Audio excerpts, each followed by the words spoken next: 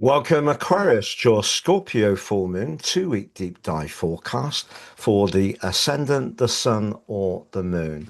Across the 1st, 2nd of May, depending on where you are, the moon at 11 degrees 20 forges an exact opposition with the sun in the earthy, practical Taurus. Full moons create a lot of tension because the sun and the moon are in opposition. They're not unified, they're competing, unlike a new moon. And the energy of a Scorpio full moon has quite the reputation.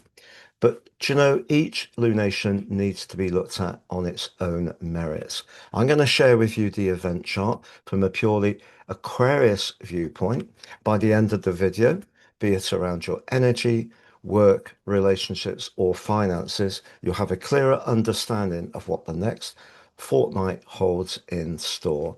I'm astrologer Patrick Arundel. A very warm welcome. If you've yet to subscribe to my channel, please do so now to help it to continue to thrive, but please also click or tap the bell notification symbol.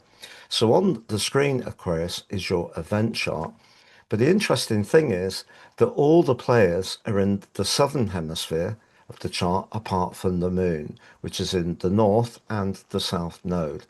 But whichever planet, or in this case, luminary, is at the top of a chart, that makes it that much more dominated by that energy. So the next 2 weeks could see your feelings closer to the surface.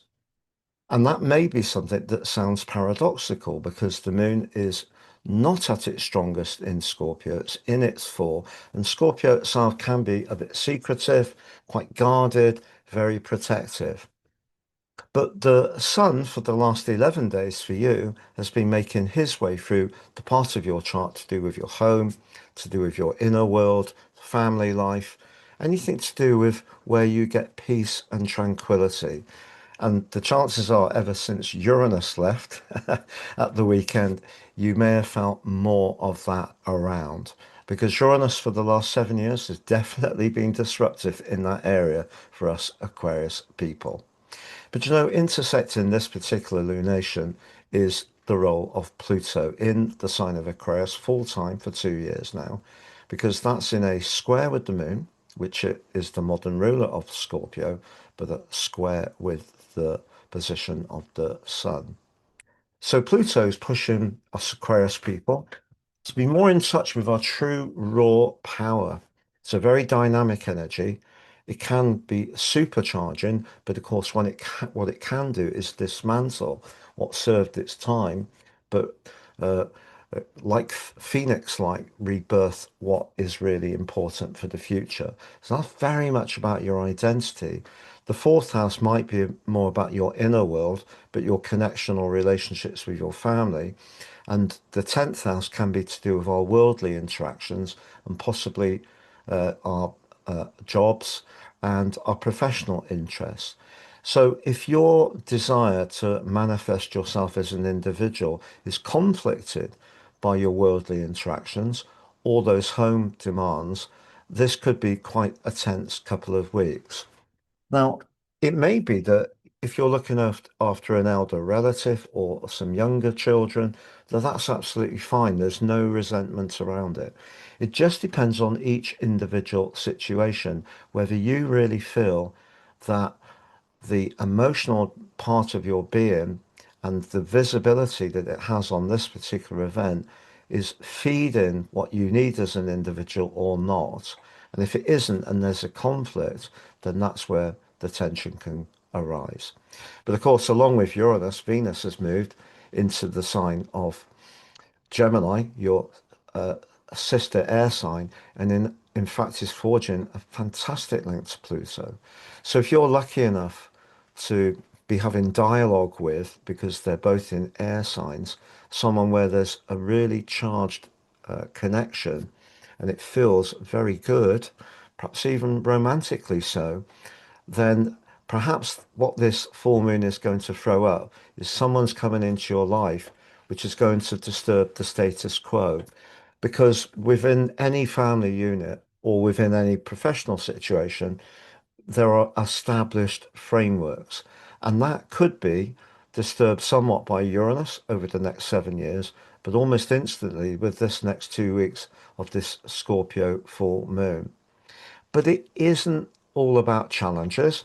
The North Node in the sign of Pisces, the true North Node, through to the end of July, is in a fabulous link with the position of the moon.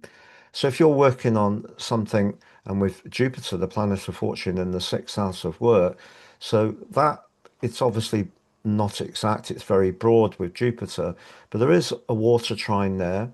But if you look at the houses each of them are in, are actually very practical. Second, echo of Taurus, sixth, echo of Virgo, 10th, echo of Capricorn. So if you're in touch with what you're doing professionally and you're quite happy emotionally, I don't feel that you're going to be so affected by this event. In fact, you could thrive, not least because Mars has escaped the wet mist of Neptune, the cool, restrictive grip of Saturn, and is in a right angle with Jupiter. So your energy may be on the up after a couple of weeks of feeling quite tested.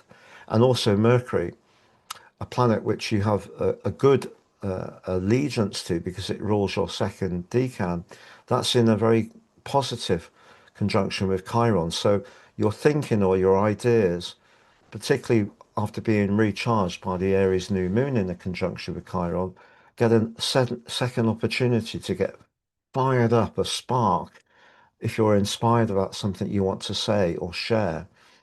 But I think obviously Mars square Jupiter does also remind us not to try and do too much, because through our innate enthusiasm and Mars's desire in Aries to just crack on and get stuck in, we could actually perhaps wear ourselves down a little. So we have got some very intriguing energies around this year's particular Scorpio full moon. But one of the key phrases I would use is work-life balance. If it is a bit out of kilter, for example, if you are too absorbed with your inner world, your emotional situation or family life, or changes to where you live, maybe your work could suffer. But I think this is a particular lunation where the power of Pluto pushing you to really feel stronger about who you are, feel more resilient to challenges. And that's something that continues to be very, very helpful, even if some things are winding out of your life as I speak. I'm going to summarize those four areas of energy, work, relationships, and finances. But just to say it, Chris, I've slashed the price of my personal horoscopes. It's now three for the price of one. You pay for your life roadmap report, which helps us to understand the patterns that are played out in our lives so far, get a bit more intimately aware of what they are, and then know what to do with working forwards with them. The free charts is your 12 months transit forecast, but also your draconic soul karmic analysis. Why? Well, I do know, that why?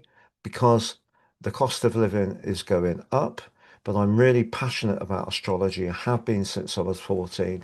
Natal astrology helps us to understand so much more about uh, working our way through this life as skillfully as we possibly can. Please see below for more. If you've yet to watch your May monthly forecast, Aquarius, please see that on the screen. If you've yet to watch Uranus into Gemini 1 year forecast, please see that on the screen. If you'd like to work with me personally, please get in touch.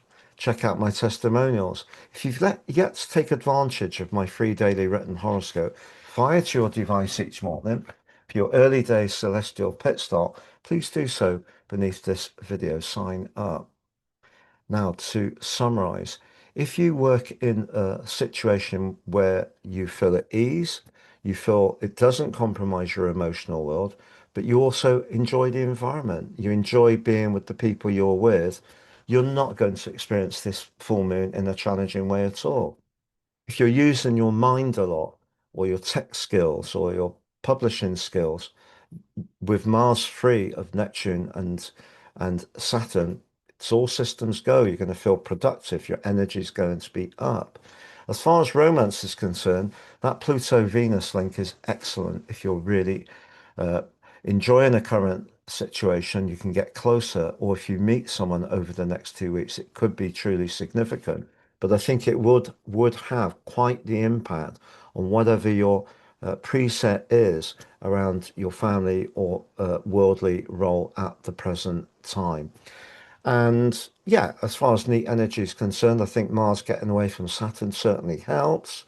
And just feeling Uranus in that fifth house, escaping finally, fully after the 4 months of last year, I'm certainly feeling a difference. I hope you are too. Thank you so much for joining me, Aquarius. All the best and look forwards to seeing you again soon.